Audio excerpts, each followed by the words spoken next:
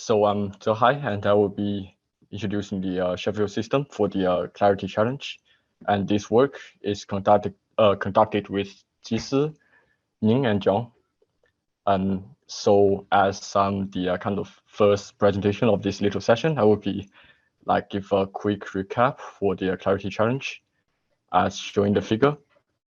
Speech signals mixed with noise or speech interferer are received by a simulated behind-the-ear hearing aid device, which has 3 microphones for each ear.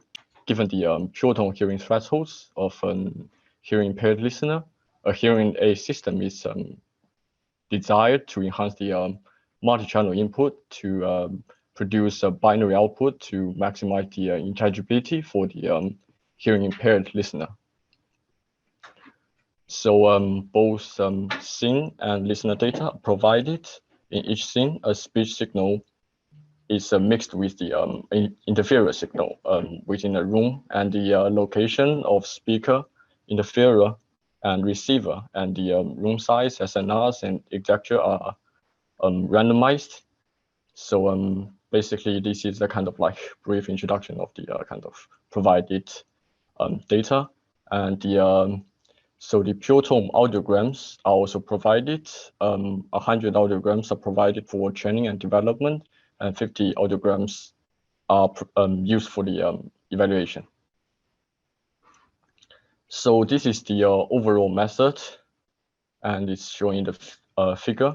So the hearing aid system is optimized in kind of 2 stages. In the first stage, the denoising module is optimized for the kind of noise suppression, and in the second stage, individualized amplification module is optimized for the kind of amplification for each audiogram. And meanwhile, the denoising module can also be jointly optimized with the amplification module. So before going to the kind of detailed introduction of the system, I would like to give a brief introduction of ConfTestNet again. So basically, the ConfTestNet was originally designed for a single channel source separation, and it consists of 3 main parts: an encoder and a separation module and a decoder. So the encoder maps a segment of the mixture waveform to a high dimensional representation, and the separation module computes a mask for each of the target sources. So and then the decoder reconstructs the source waveforms from the masked features, and the scale invariant SNR loss is used for the optimization. So the multi-channel ConfTestNet was further proposed, and a 2-dimensional convolution block is proposed, used as a kind of spatial encoder to extract spatial features. The spatial features are used as the input to the kind of separation module for better separation. And in the original work of multi-channel ConfTestNet, the multiple pairs of channels are used as the input to the spatial encoder. But in this work, the spatial encoder takes all the channels as the input. So here, I would like to introduce the first stage of our proposed system. So the multi-channel ConfTestNet is used as the denoising modules in this system. And in the first stage, 2 multi-channel ConfTestNets are optimized, one for the left ear and one for the right ear. And these 2 denoising modules are used for all different listeners, which are all different audiograms. And for each multi-channel ConfTestNet, all 6 channels are used as input, and the output is just a single channel signal because it's for a single ear. So the optimization target is the provided anechoic signal, and instead of using the SI-SNR loss used in the original ConfTestNet setting, only the SNR loss is used, because the downstream task is very sensitive to the sound pressure level, and the kind of sound pressure level information would be lost if just using the kind of scale invariant SNR loss.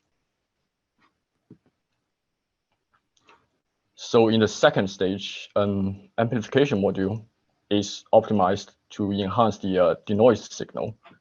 Here, we proposed two candidates. One is another ConfTestNet, and the other one is FLR filter. So consistent with the denoising module, these two amplification modules are optimized for left and right ear for each listener.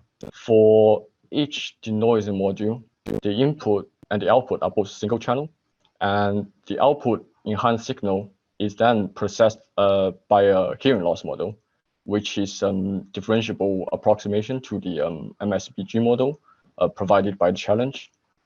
And the processed signal is finally compared with the anechoic signal, and the optimization objective consists of two parts.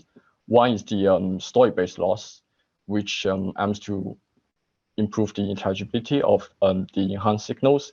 And the other one is some kind of loudness constraint loss, which prevents the over-amplification. So the denoising module can also be jointly optimized in this stage as well. And here is our initial evaluation with only the first listener, which is the L0001, on the development data.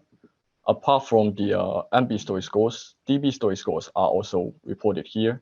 So MB story is some kind of modified version of DB story. It calibrates the scores in a kind of low SNR scenarios when the scores are very low. However, we found that the calibration may cause some problems in some cases where the signal is processed by a kind of complex nonlinear system, which sometimes happens to be our case.